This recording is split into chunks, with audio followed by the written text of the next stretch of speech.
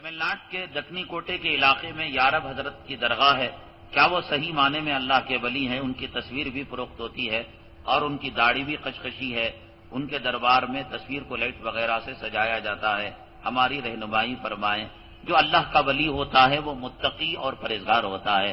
قرآن شریف کے 11ویں پارے میں اللہ تعالیٰ نے کہا الا ان اولیاء اللہ، آگاہ ہو جاؤ بے شک اللہ کے ولی لا خوف علیہم ولا هم يحزنون. پہلی نشانی یہ کہ کوئی ڈر اور غم نہیں.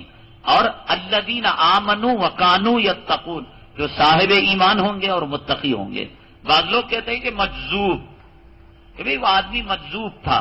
یہ بیکار ہے. مجذوب کی اصطلاح شریعت میں نہیں ہے.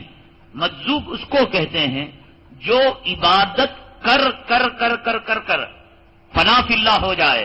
مجذوب وہ نہیں جو داڑھی کٹائے اور خامخواہ دیوانی حرکتیں کرنے لگے. اس کی بیوی کو کوئی چھین کر دیکھے مجذوب کا پتہ لگتا نہیں لگتا.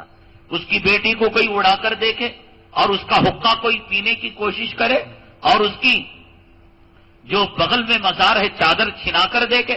مجذوب تو وہ ہے کہ اسے کچھ پتہ نہ لگے. آگ میں ہاتھ میں آگ ڈالے تو اسے جلے نہیں اور ہاتھ میں جو ہے برف ڈالے تو پتہ نہ لگے. عبادتیں کر کر کر کر دنیا اس نے اپنے آپ سے اتنی نکالی کہ وہ فنا فی اللہ ہو گیا. اس دنیا ہی کا نہ رہا. داڑھی کٹا نہیں ہو سکتا، بے نمازی نہیں ہو سکتا.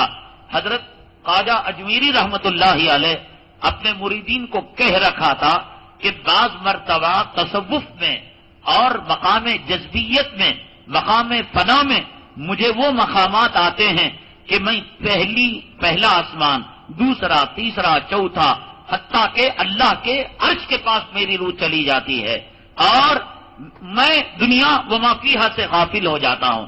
کہیں ایسا نہ ہو کہ اذان کیا مجھے ہوش نہ ہو اور نماز کی اطلاع نہ ہو. یہ خواجہ اجمیری رحمت اللہ علیہ کے ملفوظات کے اندر لکھا ہے کہ مجھے پہلے تو ادب سے جگانا کہ بابا نماز کا وقت ہو گیا.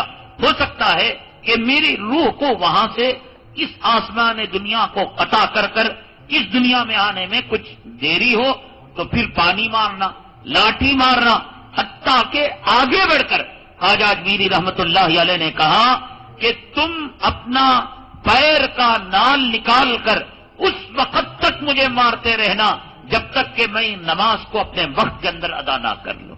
یہ ہے بزرگی، یہ ہے تقویٰ. ایسا نہیں ہو سکتا کہ کوئی آدمی حرام کا کام بھی کرے اور پھر مجذوب کا نام اسے لگا دے. جیسے کہ الٹیاں کب ہوتی ہیں؟ جب ضرورت سے زیادہ آدمی کوئی کھا لے. تو ضرورت سے زیادہ جب عبادت کرے گا تب جا کر وہ مجذوب ہوگا. ابھی عبادت کے عین کو نہیں پہنچا اور بے پردہ ہونے لگے، بے پردہ عورتوں کو چھونے لگے.